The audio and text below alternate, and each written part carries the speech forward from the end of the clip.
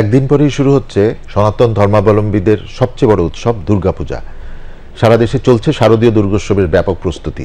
এবারে দুর্গোৎসব শেষ মুহূর্তে নিরাপত্তার কোনো ঝুঁকি নেই বলে জানিয়েছেন স্বরাষ্ট্র উপদেষ্টা লেফটেন্যান্ট জেনারেল অবসরপ্রাপ্ত জাহাঙ্গীর আলম চৌধুরী। রাজধানীতে দুর্গাপূজায় নিরাপত্তা নিশ্চিতে কন্ট্রোল রুম খুলেছে ঢাকা মেট্রোপলিটন পুলিশ ডিএমপি। বিস্তারিত দেখুন মীনাক্ষী চৌধুরীর প্রতিবেদনে।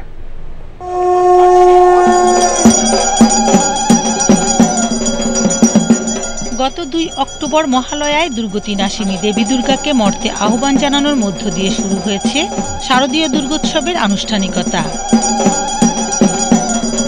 আগামী ৯ অক্টোবর ষষ্ঠী পূজার কল্পারম্ভ ও বিহিত পূজা দিয়ে শুরু হবে ৫ দিনব্যাপী দুর্গোৎসব। দুর্গাপূজা এবার ভালোভাবে, নির্বিঘ্নে ও শান্তিপূর্ণভাবে অনুষ্ঠিত করতে ইতোমধ্যে স্বরাষ্ট্র মন্ত্রণালয়ের পক্ষ থেকে ৮ দফা নির্দেশনা মাঠ প্রশাসন ও আইনশৃঙ্খলা রক্ষাকারী বাহিনীকে পাঠানো হয়েছে। এসব নির্দেশনায় পূজা মণ্ডপে আসা নারী ও পুরুষ দর্শনার্থীদের জন্য পৃথক প্রবেশ ও প্রস্থান পথের ব্যবস্থা রাখতে বলা হয়েছে। গুরুত্বপূর্ণ পূজা মণ্ডপে আর্চওয়ে গেট স্থাপন, স্বেচ্ছাসেবক নিয়োগ করে আলাদা পোশাক ও দৃশ্যমান পরিচয়পত্র প্রদান এবং সামাজিক যোগাযোগ মাধ্যমে কোনো ব্যক্তি বা গোষ্ঠী যেন কোনো অমূলক ঘটনা বা গুজব সৃষ্টি করে কিংবা বিভ্রান্তিকর তথ্য প্রচার করে ধর্মীয় সম্প্রীতি ও সামাজিক শান্তি বিনষ্ট করতে না পারে সে বিষয়ে সতর্ক থাকতে বলা হয়েছে। পূজার নিরাপত্তা সহায়তায় কন্ট্রোল রুম খুলেছে ঢাকা মহানগর police DMP.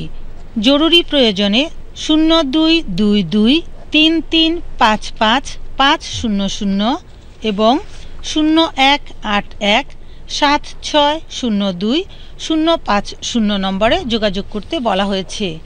Rapid action battalion র্যাবের পক্ষ থেকেও কন্ট্রোল রুম খোলা হয়েছে। এছাড়া সেন্ট্রাল রুম খুলেছে ঢাকেশ্বরী জাতীয় মন্দির। পাশাপাশি যে কোনো প্রয়োজনে যে কোনো সময় অ্যাম্বুলেন্স ও ফায়ার সার্ভিসের সেবার জন্য জাতীয় জরুরি সেবা 999 নম্বরে যোগাযোগ করার অনুরোধ করেছে পুলিশ সদর দপ্তর। এদিকে রাজধানীর রমনা কালী মন্দির পরিদর্শনে এসে স্বরাষ্ট্র উপদেষ্টা লেফটেন্যান্ট জেনারেল অবসরপ্রাপ্ত মোহাম্মদ জাহাঙ্গীর আলম চৌধুরী বলেছেন, দুর্গাপূজা নিয়ে এবার কোনো ধরনের নিরাপত্তা ঝুঁকি নেই। তিনি বলেন, দুর্গাপূজা এবার শান্তিপূর্ণভাবে অনুষ্ঠিত হবে।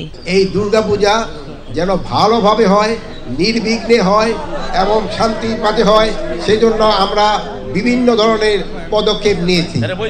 এই পূজা উদযাপনের জন্য আমরা সেনাবাহিনীকেও মোতায়েন করেছি, নৌবাহিনীকেও মোতায়েন করা হয়েছে, বিমান বাহিনীকেও মোতায়েন করা হয়েছে।